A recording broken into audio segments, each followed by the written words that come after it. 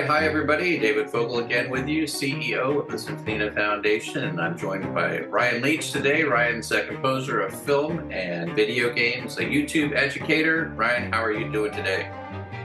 I am doing great. Thank you. How about you? Well, it's a Friday as we record this today. End of the week, it's looking good.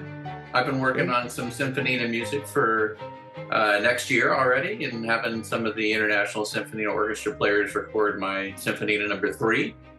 And I Nice. just finished the first Awesome. draft mastering with Gary Gray last night, actually, on 3 of those movements. We'll probably release one of them coming up for a little sample, see what people think. And then I have Sofia Agradovic playing the piano part for me this time. I tried to get her to play on one of the other ones that we did too, but it just didn't work out. So I ended up playing the piano. But I do want to get her involved. I know she wants to be involved, so we're going to do that, and looking forward to that. I understand that you got your start in music at a very young age in a place very far away. So let's start there. Sure. Where did you start? Yeah, I moved around a lot as a kid, but one of those places was Adelaide, Australia, which is kind of the south, right in the middle in the south bottom part. Um, and I think it was third grade. A friend brought in a guitar for show and tell, and it was the coolest thing I'd ever seen in my life. Basically, I was just Yeah. like, I have to do that. It was an electric guitar, but I ended up getting an acoustic. We didn't know anything, so I ended up getting a nylon acoustic. In retrospect, it's not the one I would have started with, but good for soft strings for little fingers, I guess. Um, yeah, and my parents had one rule, which was they would buy me the guitar and get me lessons if I stuck with it for a year, and otherwise I would have to pay for it. And I was 8 years old, so that was unimaginable, right? And so Yeah, I did tough stick with tough it love for a right from the year. start, right? Yeah. Right, Yeah. yeah. And after about 1 year, I fulfilled my contract and then I stopped. And just it didn't, I don't know, it's the passion wasn't there, so I didn't do it. And then it wasn't until I guess late middle school, early high school, that I had some other friends who played music, and one friend was a keyboard player. And I was like, oh, I used to kind of play guitar, and we started to play together, and I started to form bands, and then all of a sudden it clicked, and that's when it really took off. So yes, I started early, but I wouldn't say I mastered anything particularly early. Just more. But is guitar still your go-to instrument, or what do you feel No. your competencies are? I'm a jack of all trades, master of none, I think. So, um, guitar, bass, a little bit of drums, piano, accordion when I can get my hands on one. Hmm. Rhythm section. I'm an all-around rhythm section player, basically. Okay. But very few of those. I would take a gig on bass, I guess, if I had to pick one. Okay. All Like if you right. were going to hire me for something, I would do that. Not so much on the woodwinds though, or the Not at all. brass, or the No, I have brass. started cello lessons recently. Nice. Nice. How's So that going? it's good because it's very similar. Guitar and bass, like, I've got the left hand part down other than the tuning, but Yes. that part is pretty straightforward. It's just the bow that's gonna Well, trip me let up me a ask lot. you, because when I got into orchestral composing maybe 7 years ago, something like that, whatever it was, I took 4 months of violin lessons. Hmm. My main instruments are piano, sax, and guitar. So, I can for see the saxes. thank you. Yes. So I don't know about you, when I picked up the violin, the new appreciation for, like, okay, where are the frets? And there are no frets. Right. Right. Now, where do the fingers go? So Right. you're well past that stage if you're probably 4 months into the cello, but No, it's only been a few weeks, oh, but okay, I misheard yeah, you. I can find the spots. The intonation is I can tell it's bad, which I think is good. Yes. I know it's wrong. Yes. Um, so at least, I think a kid learning to play doesn't know that they're out of tune. So at least I have that. Right, right. We did a little interview with Laura Chan, who's a world-class violin player, and she was saying it take you a year, multiple years to get just good tone on Hmm. any of the bowed instruments, which I that would be my experience. I'm sure it would take me many, many years to get there. So I wish you good luck on that journey. Thanks. Did you stop at 4 months? I You just did. got, I yeah, did. I only did it to have a better appreciation, not a great appreciation, but a better appreciation for what a string player does, can right. do, and goes through, um, so that I'm not handing them parts that are impossible, So, That's my main or reason trivial too. either, for that matter. But yeah, the same thing. It's great. What took you to Australia besides your family, obviously? That was it. Well, I was a kid, so I went wherever they went. My dad worked for Mobil, which is no longer Mobile Exxon now, I Oh think, yeah, but sure. so he got moved around from refinery to refinery. And we were supposed to go for 1 year, but we loved it so much that we kept pushing 2 years, 3 years, and Yeah, then yeah. 4 years was the visa maximum, and then we had to come home. Okay, all right. But yeah, we would have stayed forever. My dad applied for citizenship, Hmm. but Australia is even more intense about immigration than the US, That's so true. it Yes. did not pan out for whatever reason. Yeah, yeah, yeah. Those who know me know my mom was born in Melbourne, so half of my genes are Australian. So anytime someone says they grew up in Australia, my ears perk up. So Right. I've been to Melbourne. Yeah. what? Yeah. So you came back to the U.S. and eventually you decided you're going to go to Berkeley Music School Hmm. and do a film scoring degree, correct? That is right. And Yeah. so why did you pick Berkeley and why did you pick film scoring in particular? I picked Berkeley because I first heard about Berkeley in a guitar magazine. So when I was, I don't know, 15 or 16, it was guitar, guitar, guitar for me, and I Hmm. was just like obsessed. So, Hendrix and Steve Vai and Satriani and anybody. It was just I was Yeah, really into guitar. yeah, And so I was reading magazines, and I can't remember who it was.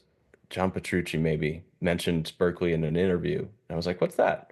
And I looked, and it was a contemporary music school, which, because I was playing rock bands, I was in the school jazz band. I was just like, "Wow, that sounds really cool." yeah. Um, and then film scoring was because I was actually on the fence between going into music or going into film. Because I was also very passionate about movies and Hollywood and all of that stuff. I'm a big Akira Kurosawa fan. So that was kind of the perfect mix, I thought. Film, music. You get it all. Right. You do, Right. right? So Absolutely. Yeah. yeah. Yeah. Um, So let's cover that a little bit. Did the time that you spent there exceed your expectations? I won't even go on the other side of that equation. So sure. Yeah, did it it meet was or exceed fantastic. yeah, that's what I figured. I loved it. Yeah. I mean, at the time, this was 20 plus years ago. That was, I think, the only film scoring bachelor's degree. Hmm. I think there may be more now, but that was the only one then. And so, since that was what I wanted to get into, there weren't that many choices. But yeah, it was fantastic. I loved it. I met my wife there. Good memories. Oh, Yeah. well, all the better then. That's like Right, that's right. super. All right, so Um, you finished Berkeley, you got the degree, and then like most people who have a degree with anything, the first challenge is to find something in your field to do with what you've just right. learned. So, what was your first gig, if we would say that, in film scoring right after that? My first gig, um, gosh, my first gig I don't know, it wasn't for film, but just kind of like professional work was a lead sheet for Tom Waits. There was a song he was doing, and it was a friend of mine was an engineer on the session and called me Hmm. up and said, wow, we need this tomorrow. Do you think you could transcribe this song? Mm. And I don't know if you know Tom Waits, but he's very loose. And it was really hard. It was really hard. It was just Yeah. kind of this rambly, gruff going thing. But that was the first kind of thing I got a paycheck for, I think. The first thing I got paid that was film scoring was probably a student film. I think I probably made like $100 or $200 or There something you like go. that. That, that But covers the your first actual day at Berkeley. So, right, yeah, the actual career step. So I lived on the East Coast after Australia. I lived on the East Coast, and Boston's on the East Coast, and I thought, everybody after graduating goes to either LA, Nashville, or New York. And I was like, well, I'm an East Coast guy. New York sounds really great. Maybe that's plausible. And I went with a friend to a talk by Ryan Shore, who is Howard Shore's nephew. Who the name of the talk was something along the lines of how to be a working composer in New York. I'm like, this is perfect. This is exactly, this is going to be great. And we happened to get there a little bit early, and Ryan Shore was just already there, so we chatted with him a little bit, and he said, "Move to LA." And we, we were like, wait a second. What do you mean? He's like, well, this is what they asked me to talk about. But if I really were to like, if I really had to choose, I'd pick LA. So I we're like, see. Yeah, okay. yeah. So we packed up our bags and moved to LA. I drove with that friend across the country. Hmm. Um, and then went to, so Berkeley, one of the great things again about Berkeley is the alumni network in LA is really strong. So there's a coordinator there who kind of is in touch with everybody and is like a bit of a matchmaker. So we set up a meeting with him, and I said, "Oh, I'd love to be a composer's assistant." He said, "That's great," because somebody yesterday said they're looking for a composer's assistant, and it was this composer, Michael Levine. I ended up not getting hired at first, um, but the person who did get hired moved on to something else, and they called me about a week later. So I'm No, like, okay. "Actually, do you want to come do this?" And I was like, "Yeah, that's that. I still So do." quick question on that, but I don't even get you off the train tracks there. But is that something that happens frequently in the movie film writing business? Someone's on and then they're off doing something else, and they need somebody else to come in, and or was that just your really good fortune on that day?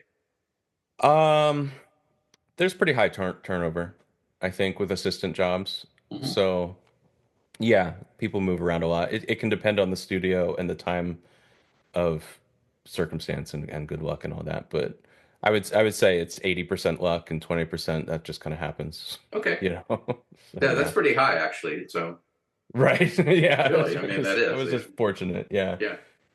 But I was very fortunate. So working at Michael's was a fantastic, I consider that my master's degree in film scoring.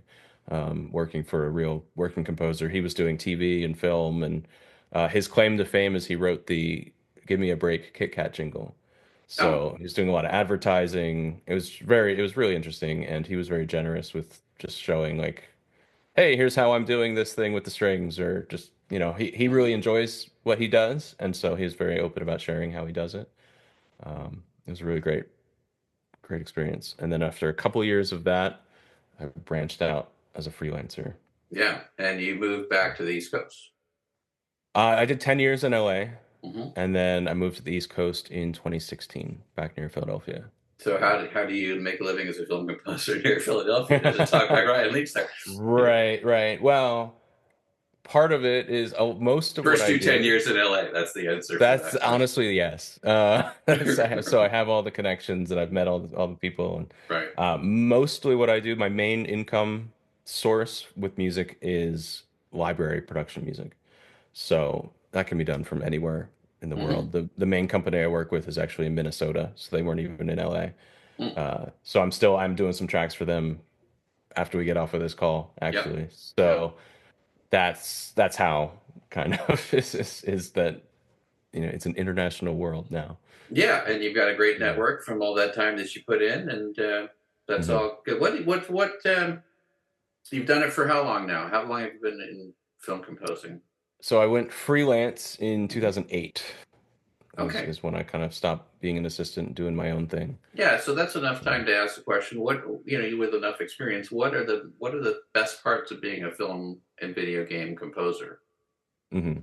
You must know them Uh, intimately at this point after that much time.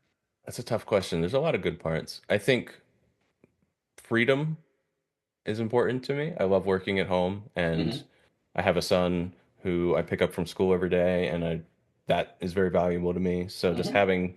having or the reverse, not having a time clock and a boss to check in with and all of that stuff Yeah, is probably the best part, I think. that's a great part. Yeah, Right. Besides the actual like, hey, people are paying me to write music. I mean, obviously that's pretty good too. right. But yeah, but as far as kind of the work-life balance and everything, it can be good. It can be very hard. I mean, it depends. If you're on a project, there is no work-life balance. But normally there's the freedom. Yeah, that's kind of what I've heard too. Maybe there's documentary about it, and I'm forgetting what it was. Where the at least and gosh, with documentaries, you never know really how documentary they are because you're not Mhm. on the inside. It could be more reality TV, but Right. um, in this particular case, it seemed like the deadlines were highly unrealistic, and everything was always behind schedule. And I mean, sure, if you're a great composer, maybe you put your best work out when you're under that kind of pressure. But I don't know. I don't. So I don't know about you. But I, is that a thing, or how frequently that do you was find like you got okay? I'm really behind it. I got to get this thing composed by 3 o'clock or something. that was probably one of the talking about the luck thing about getting the assistant job is like I said, Yeah. Michael was a TV composer and he had two shows on CBS at the time I was working for him. Mm-hmm. So the deadlines were absurd. We'd get the cut. We'd have to just, it would just be like, go, go, go, go, go, and turn this in a week later or days later. So Mm-hmm. that was probably, I haven't really thought about it, but that was probably amazing training to be able to just be fast and Yeah. not. I focus more on it as a craftsman than an artist. So I think about just kind of like, okay, what's in a way that you might get an order for, if you're a carpenter and you get an order for a table. You build a beautiful table, you can put your best work into it, but it's still the main point is that a family needs to be able to sit down and have dinner on that table. So that's the function, and you get that out. As opposed to me kind of thinking like I am a poet who must express Yeah. everything Yeah. I've ever experienced in my life Yeah. and weep into the music. I'm much more of the making a table than a poem, I think. Yeah, no, no, and I bet with more like pressure, you do get better at it, right? Probably. Yeah. Probably, yeah, Yeah. Symphonina seems more like a place to express yourself and yeah, be an artist, I yeah, think, than TV music for sure. yeah, yeah, yeah, yeah. I will And you, write one at some point. I appreciate. Oh, well, we're Yeah. counting on you, right? Right? Well, since you brought up Symphonina, I Yeah. found you through your YouTube orchestration Okay. education channel, and Right. you very graciously served as a judge for us on our two Symphonina of the Year composition competitions Mhm. in 2023 and last year. We're giving you a break this year, Thanks. but I will say, your judging has been greatly appreciated, not just by me, but also by all the entrants, because you, like many other judges, give very detailed comments back to everybody who's entered about their piece, and it's all very meaningful and helpful, and all great and greatly appreciated, as I say. So, how did you get the urge to start doing online education and put it up on YouTube and have regular content and all that? It's kind of a commitment. So, It is. Yeah. yeah, Um, one of the positive of being a composer is the freedom, but the negative of being a composer is the freedom mm. as well. And so in this, I think it's the same way that even Mozart had to teach private lessons. I think it was you piece together every little thing you can, you take every gig you can. And so at one point, 10 or 15 years ago, I used to write articles for a website. Um, they would be pretty similar to the kinds of things I talk about on YouTube now, but like here's an orchestration tip, or here's how to modulate. Um, and it was like, I'd make $100 and write this article for this website.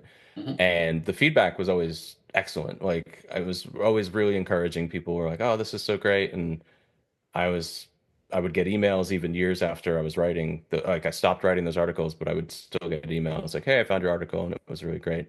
I was like, "Wow, I should maybe look into this more and I should probably make a video course. That'd be a great thing to make a music course." And I would start and stop that course for years. I would like outline the course and I'd start working on the first lesson and it was too hard. And then it eventually occurred to me that it would maybe before I make a video course, I should learn how to make a video at all.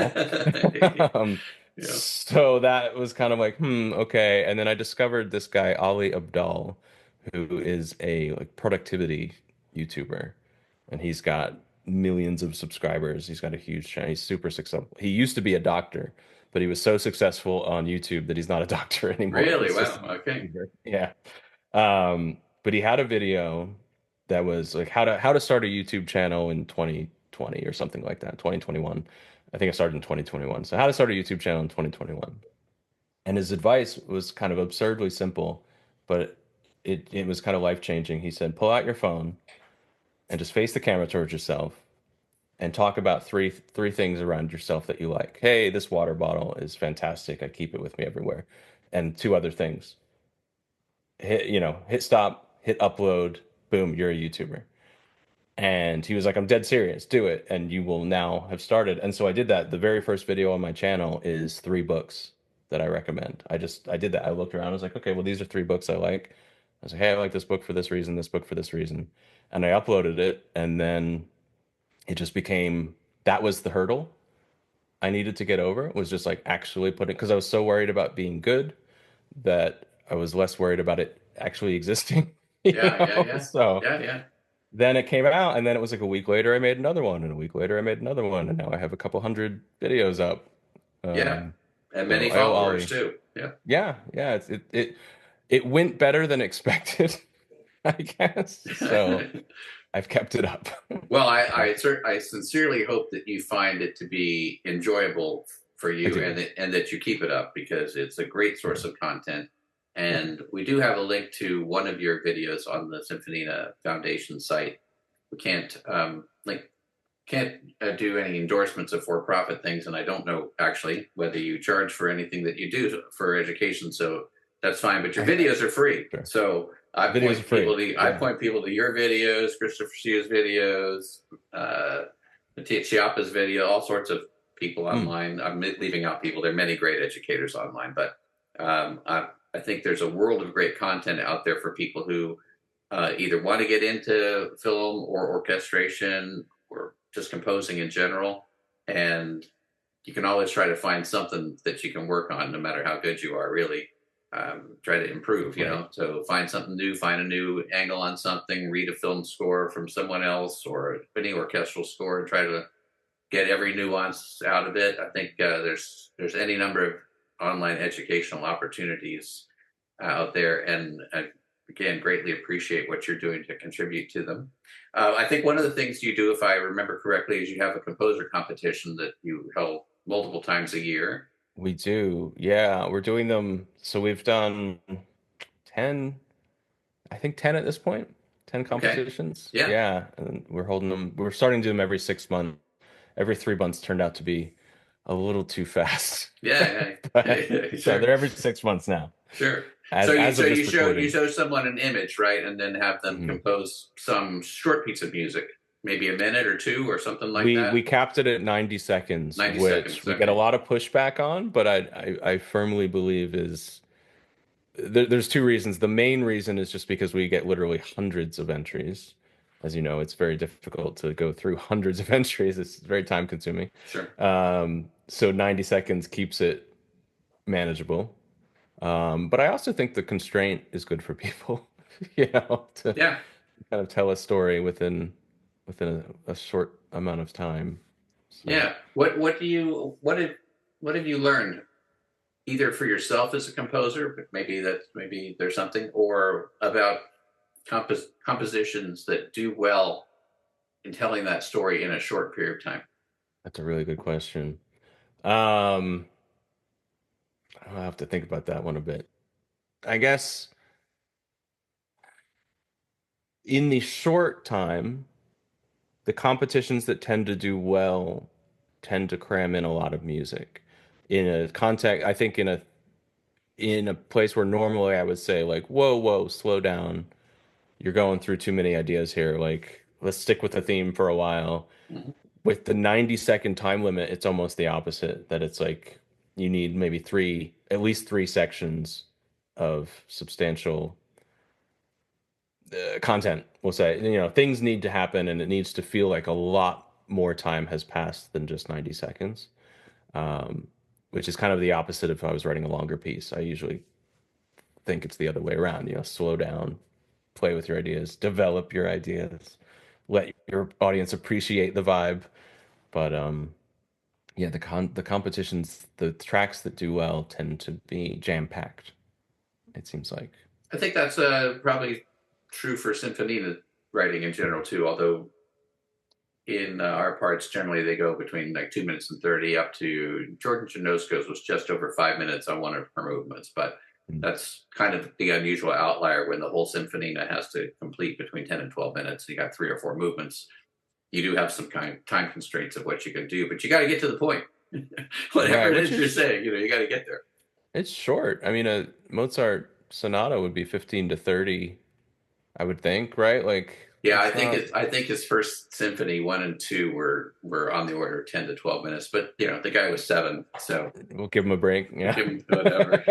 Yeah. But yeah, I think there's a certain like you said, there's different means of communicating musical ideas. One of them, the long format, take as much time as you want. Just make sure you don't lose the audience right along the way. Right. You got to keep them with you because otherwise they're going to start thinking about what that beeping on their phone is. Right. And the other is you only have 90 seconds, so just keep me enthralled for 90 seconds. Right. Yeah. There's also been, and a lot of people in the community have noticed it, that so Chris Siu, who you've had on recently, and Gavin Leeper, who's another YouTube music educator, have been the judges since the beginning. So they've been on every one, and then we usually have a rotating position. And the three of us, Chris, Gavin, and myself, tend to like a lot of the same music. Mm-hmm. Um, and so people very melodic, tonal. Yep. So people have figured that out and are, writing tracks that are very melodic and tonal. And so it's also, not necessarily representative of the greatest track that was ever submitted, but it's like, oh, this is the one we liked, Well, and that's it, right? I mean, you're always yeah, writing. If you're entering a competition, you're writing for the judges. right, right. Otherwise, if you don't care about the results, you're writing for yourself. That's fine too. That's fine too. That's fine And too. for some people, it's but You do offer some prizes too, if I remember correctly, in your competitions. yeah, usually it's software prizes, Uh huh. because those are easier to obtain. But in the competition we just finished up a few weeks ago, there's a company in South Africa, Cinemagic Scoring, that is recording the winner's piece with a live orchestra, which is really awesome. Nice. Yeah. That's great. And then So are they going to release that privately or like on their own? What's the release of that live recording going to be? I'm hoping we're working that out. So by complete coincidence, I have a virtual assistant who lives in South Africa. Uh huh. And so he said he's willing to take a camera down to the session, Mm-hmm. if it works out that way. So I'm hoping we're going to be able to actually film that and share that with people to see like, hey, and it would be really interesting, I think, to compare. This is the second time we've had a live orchestra as the prize, actually. I'll talk about that in a second. But Mm-hmm. it's really interesting, I think, to compare the notation muse score output and then the live ensemble, Mm-hmm. because I think you get a mix. There's certain things that are much better, and then there's certain things that don't come through quite how you expected. Yeah, yeah. So but yeah, we did this October 22, I think. We had a competition where we were able to, with Musiversal, the same thing. We recorded a live orchestra, and Alex, who won that competition, said it was an incredible learning experience. He's like, he said he would have written very differently in retrospect after having gone through it and worked with the orchestra. So he learned a ton, which is really great as well. I think that that's probably true for everybody who works with live orchestra after going Mhm. from mock-up only, right? For me, my experience too mainly has been twofold: with Budapest scoring, and then Mhm. also with the International Symphony Orchestra that I put together, where we have individual players recording from around the world, but they're recording in their own studio setup. So two very different situations because one is basically all close mics, and then I have to make it sound like a room when they get it as the mixing engineer. But the other one is like the translation problem, I don't know, challenge, whatever Mhm. issue that you were just getting to, which is what you write in that mock-up is not necessarily what really comes through, and especially if you have patches that are say like 18 violins play this thing, and you go to the live thing and you have 12. Okay, well, Right. Yeah. you can tell them to play louder, but it it Yeah. doesn't always work that way, Well, it's So also learning to work with a studio orchestra. His piece, I think, was in 5/4 swing time, okay, which when you have like one pass through to sight read it and then yep, you hit record, it can be difficult yep, as well. yep. So, yeah. Well, you bring up a good point on that, Ryan. That when you know that your work is going to be recorded live, but it's also going to be sight read, there Mhm. is a there is a trick, I think, to keeping your music writing simple enough while it's still great, Right. and to have it be recorded well within 25 minutes or an hour or whatever time frame you have. If people have time to practice, then great. Right. And I think, for example, on our Advent of the Symphonina album this year, we had Jordan Janosko's piece recorded by Budapest Scoring. We had the winner, Alexander Unsats. You may remember both of them since you judged them. Hmm. Recorded by the International Symphony and Orchestra. And one of the reasons I chose that way is because Alex is a pretty demanding technical piece. Mm. And I figured it just would be better to have the individual players learn those parts and perform them, on take 57 if they need it, whatever it is, before they hand it back to me, rather than go to Budapest to have them sight read that and have them be under that kind of pressure to get that correct. Whereas Jordan's piece was much more flowing and technically easier, beautiful, obviously, but technically easier. So those were some choices that I had to make from the producer level. But I think from the composer level too, you just have to kind of keep in mind, like, who's going to actually perform this as you're doing your mock-up, if anybody's going to perform it. Otherwise, mock it up any way you Yeah. want, right? So Right. Use 28 violins if you need to. and Who 13 cares? Right. marimbas if you want to, but they're Right. Yeah. but they're hard to find when you need Who them. doesn't? What are you working on for your next project, Ryan? Right. Well, I'm doing some library music Yes, you're today. going to do library music. That's Okay, good. that's true. Which I told me. Yep. I actually enjoy quite a bit doing it. I've kind of gotten into a place where I do the same style. I have the most success with investigative, kind of low tension crime stuff. And Oh, I've written just dozens, if not hundreds of them, and you would think I'd be sick of it, but somehow I still kind of enjoy nice. knocking those out. So that's Do they ever? today, Do and they ever? No, then wait a second. Do they ever become the seed for something else that you would work on? Like some. It doesn't have to be orchestral. Like even some like jazz tune or something. Like, hey, I got this nice little riff in here. We're going to expand that into something else. no, it's pretty compartmentalized Okay. that All I right. just do those, and that's I don't think I could handle more of that vibe than I I see. already do. Okay. All right. Like I said, I already do so much of that's enough. I'll leave that alone. All right. Um, but that's fun too because I get to play with synths and plugins and just kind of Mm-hmm. it's a logic thing as opposed to when I'm writing something I consider more serious. I work in Dorico and actually care about the notes, but for those tracks, I care about the sound, which is Excellent. it's a different thing. But yeah, I'm also working on my next course, which is the follow-up to my main composition course, and I'm using it's hard to explain. I'm using the sonata form as the structure for the course. Like the main point of the course is the sonata form, but it's not a classical music course at all, and I'm not strict about it. It's really the broad strokes, theme transition, B theme kind of approach. But it's been fun. So I've Well, been you getting to you write for you that you too. bring up a good point here. The broad strokes versus narrow strokes. So Mhm. there are the broad strokes of things, but I bet when you're doing something in like video games or film, but video games particularly, it probably helps to know that video game quite well before you write music for it.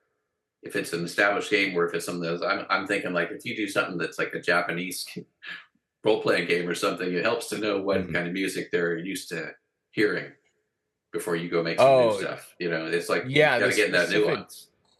the specific game itself, the last couple games I've done, I got some screenshots, maybe a little bit of um, gameplay footage, but I never actually got to play. I mean, they're small little indie games, but I never actually got to play anything until pretty far into the process. But I play a lot of video games. I have been since I was 5, so I know the sound. We'll See, that's say what you got. You got to pretty immerse well. yourself in it, and you've done it Right. since you're 5, right? Right. And if people reference a certain game, I'll know it probably just because that's what I've been into, That's you know. great. That's great. Ryan, how do people get in touch with you to follow up with you? What's the best way? You can find me at ryanleach.com or ryanleachmusic@gmail.com. Okay, and you've Happy got a to contact page there distribute too, it. along with all your other Yep. info, right, at the Yeah, website. yeah. It's Leach, All right, Leach. Ryan, it's been But great. yeah, Thank you thank so you. much for your time today. I wish you all the Yeah, best on that appreciate it. library work. Thank you. Yeah, it'll be fun. I would use some library work for the outro, but we're going to stick with your orchestral instruments. So we'll let everybody enjoy that on the way out here. Yeah, we don't want everybody to be kind of creeped out and uncomfortable. So or inspired to write more of that. So it's all you, my friend. Right. Okay. That's good. Have a great weekend, Thanks Ryan. so much. Yep. Take care. All right, you too. Bye-bye. Bye.